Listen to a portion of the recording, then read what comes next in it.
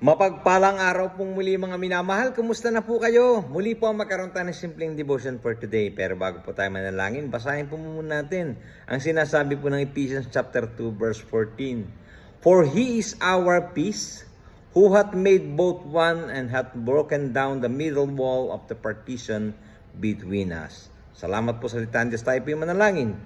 Ama naming Diyos, dakila't makapangyarihan sa lahat, marami pong salamat o God sa bawat araw ng aming buhay. Salamat po sa iyong kaloob na biyaya, sa mga pagpapala, sa iyong provision, sa aming mga pangailangan, maging sa aming mga mahal sa buhay.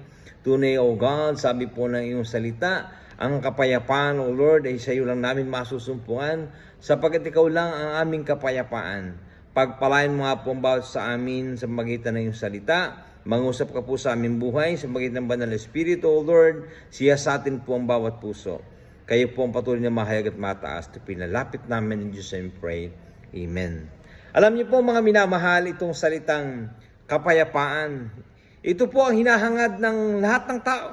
Maging yung mga gera na nangyayari sa Middle East, yung mga pag-aaway ng mga bansa sa bansa, kapayapaan po ang nais nila.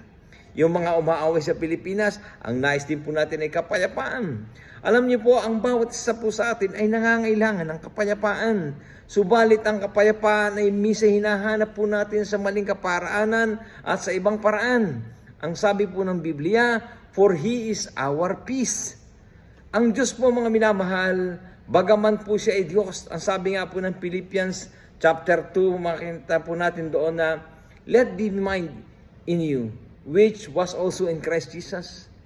Sabi po ng Bible, who being the form of God, thought it not robbery to be equal with God. But, sabi nga, He made Himself with no reputation, and took upon Him in the form of a servant, and was made in the likeness of man. So, tinularan niya po tayo mga tao for a while. Umalis po siya dun sa kanyang trono, and being found in the passion of a man, He humbled Himself, and became obedient to death, even the death of the cross. Yung pong kamatayan niya sa cross, mga minamahal, ang kasalanan po natin ay binata niya pong lahat. Nasa halip na tayo po magdusa, nasa halip na po tayong parusahan sa ating mga kamalian, inako niya po yon. At ang sabi nga po ng Panginoon, I have overcome the world.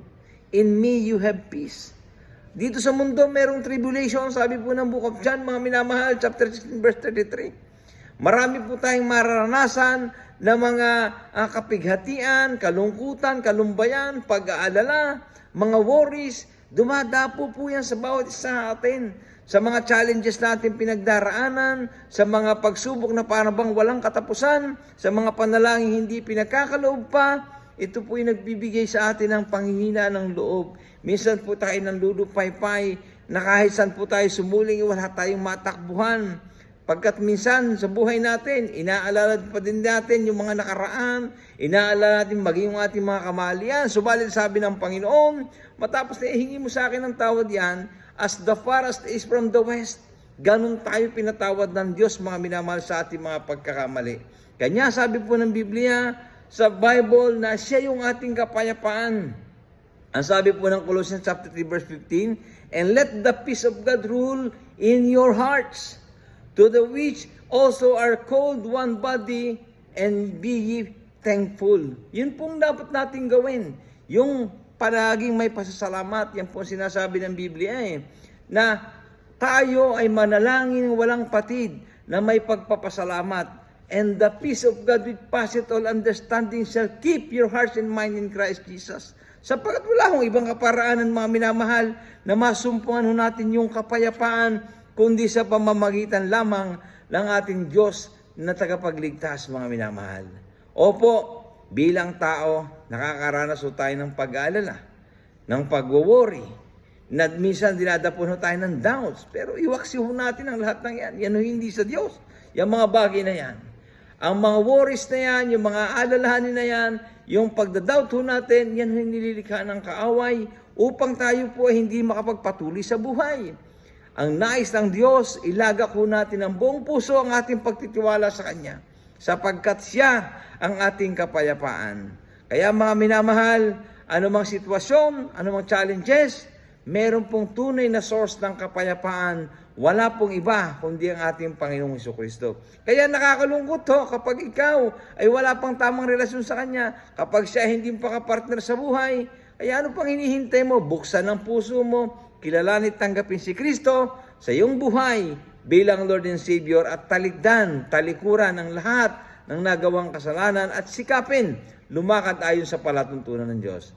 Kaya mga minamahal, ang simpleng encouragement sa buhay natin, kung hindi man tayo nakakasumpong ng kapayapaan, ilagak na natin ang kapayapaan sa kay Kristo. Sapagkat sabi nga po ng Biblia, for He is our peace, who hath made both one and hath broken down the middle wall of partition between us. Ang nais lang ng Diyos, magpakumbaba tayo, lumapit tayo sa Kanya, sapagkat mga minamahal, yung pananampalataya ang binigay po sa atin ng Diyos, yun po yung nagbibigay ng kapahintulutan sa atin upang tayo po ay magkaroon ng partnership sa ating Panginoong Hesukristo.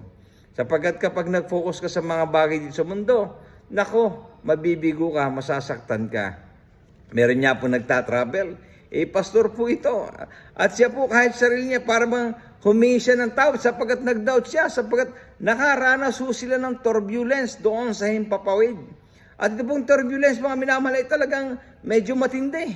Sapagkat marami na po ang nahihilaw, nagsisigaw, nag-iiyakan. Sapagkat ganun pong turbulence, nakakasalubong po sila ng makakapal na ulap na nagdudulot para hindi maging smooth ang takbo ng aeroplano. Subalit, natanaw po ng isang pastor na ito yung isang batang babae na patuloy na nagbabasa at hindi man lamang natitigatig sa kanyang kinaupuan. After a while, natapos po ang turbulence at nakalanding po yung aeroplano ng safe and sound.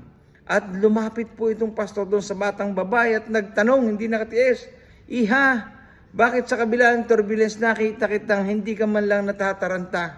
Alam mo, sabi po nung bata, "Hindi po ako natakot sapagkat nangako po sa akin na uuwi po ng ligtas sapagkat yung pong piloto, yung po yung aking ama."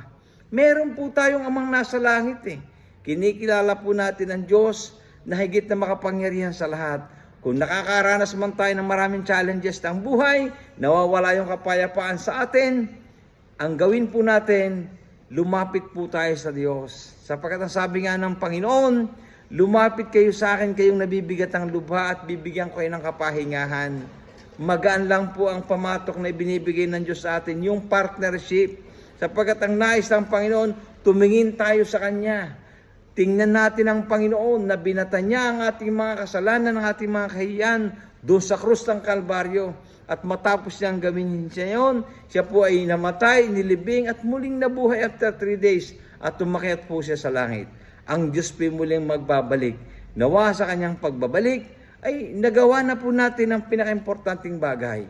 Yung kilalanin po tanggapin si Kristo sa ating mga buhay bilang Diyos tagapagligtas at nagawa na po nating talikdan ng mga nagawang kasalanan sapagkat nakakalungkot isipin na kapag nagbalik ang Panginoon wala ka pang tamang relasyon sa Kanya, hindi mo alam kung saan pupulutin ang iyong kaluluwa kundi doon sa apoy ng impyerno.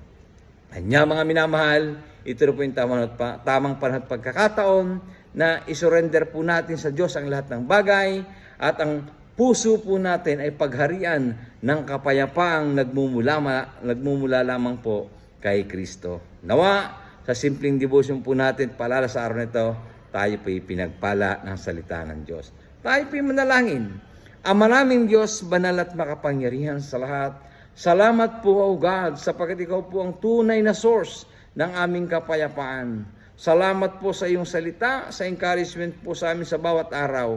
Anumang challenges ng buhay na naranasan ng bawat sa amin, kayo po nagbibigay ng katatagan ng aming buhay pananampalataya. Patuloy ka po manguna sa aming buhay, kayo po magbigay ng kaunawa at kaliwanagan sa aming mga puso. Pagpalain po ang bawat isa at dalangin po namin ang lahat ng ito. In Jesus' name we pray. Amen. Muli po, mapagpalang araw sa bawat isa and God bless us all. Thank you po.